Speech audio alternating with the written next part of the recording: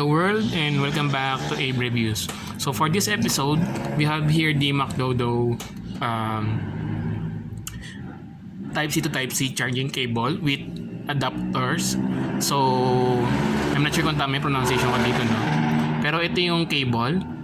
Sa box niya, you have here the picture nung item, and yung length niya is 1.2 meters or 4 feet. And 60 watts siya, fast charger or fast charge cable siya, and then 3 amperes ng current, and then supports power delivery. And sa right side niya meron lang siyang slogan sa box, no, and sa left side niya same lang din yung slogan. Sa back side you have the product features there, and nakalagay lang dito yung connection. So you have Type-C to Type-C, and then meron kang adapter to Type-A, and then adapter to Lightning. And then you have here the different current whenever you use the adapter. So pag USB Type-A to Type-C, you can still have fast charge. Pag Type-A to Lightning, since you're using both adapter, lang siya, normal charger lang siya. Pag Type-C to Type-C, of course, power delivery enabled na siya, and fast charging yon. Type-C to Lightning is also fast charging, and some other specification. So USB 2.0 standard transmission speed yung technology niya or ginagamit niya. Sa bottom, you just have the QR and some Chinese characters about the product. So open na natin siya. May seal siya sa ilalim tsaka sa taas, pero tinanggal ko na yung seal. And upon opening the product, you have here the cable na diretso. So this is the cable. I have here the color green variant, and may kasama na siyang cable tie, velcro yung gamit, and manipis lang yung ano niya. So mabilis lang siya ang pulupot doon sa cable. So let's unwind yung ano, no. So you have here the Type-C to USB-A, ito. So ang mapapansin natin, rubber siya, and then yung body niya is kind of wide, no. Wide yung body nung ano niya. Wide siya dito. I-adjust ko lang.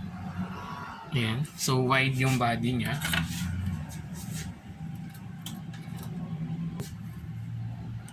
Ito yung ano niya, wide yung body niya, as you can see, para mag-sit in yung adapter. So yung adapter niya ito, and pag kinonect mo siya dito, ayan, so para may strength, no, kaya makapal yung base niya.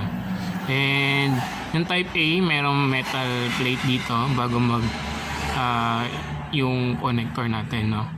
Ayan siya. Ang maganda dito, na-slide yung adapter, and nakakabit na siya dito sa mismong cable. So hindi mawawala yung adapter nyo. So sa other end, you have the Type-C. So itong Type-C na to is mas manipis yung base o yung body niya.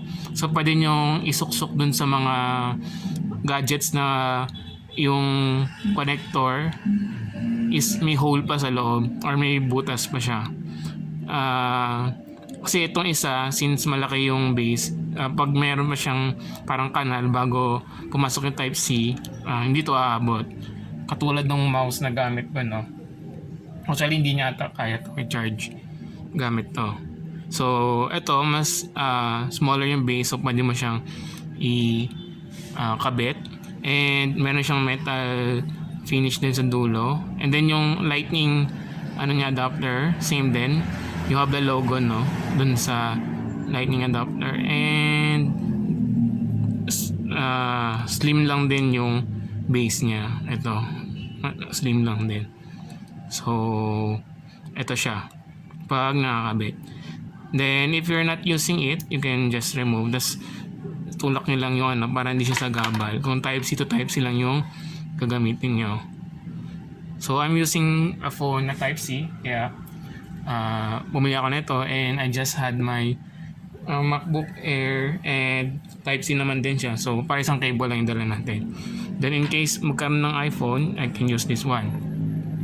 So, I'll just show you sa Lazada yung product na ito. So, ito siya. Nung nabili ko. And, ayan siya. So, nandito din yung wattage or yung power delivery wattage pag ginagamit niyo yung adapter. So if Type-C to Type-C, you get the 60 watts possible max. Then pag Type-C to Lightning, 27 lang. Pag Type-A to Type-C, 36. And pag Type-A to Lightning, so using both adapter, sa 15 lang. So of course meron siyang nalalos na energy during the usage of adapter. Ayan. So if you're trying to buy or going to buy this, I hope this video could help, no? And nagamit ko na siya so that alam natin kung gumagana, and nagka-fast charge naman siya. So compatible siya sa iPhone, sa MacBook, and sa mga phone na Type-C yung charging port. So isaksak ko lang yung Type-C to Type-C tayo. Ayan, so saksak ko lang sa meron ako 45 watts na power brick. And saksak lang natin. Ayan, so magka-charge siya. And then lalabas dito na fast charging siya. Pag nag-fast charge siya. So yan na natin. Ayan, charging rapidly pala sa phone ko, no? So ayan siya. Ibig sabihin, nakakapag power delivery yung cable natin, no? And sa Mac ganun din, nagka-charge din siya. So kunin ko lang.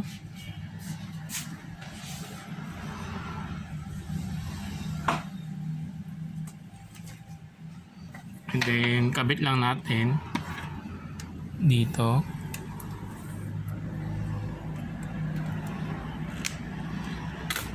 So, pakita ko lang sa inyo na nag-charge siya.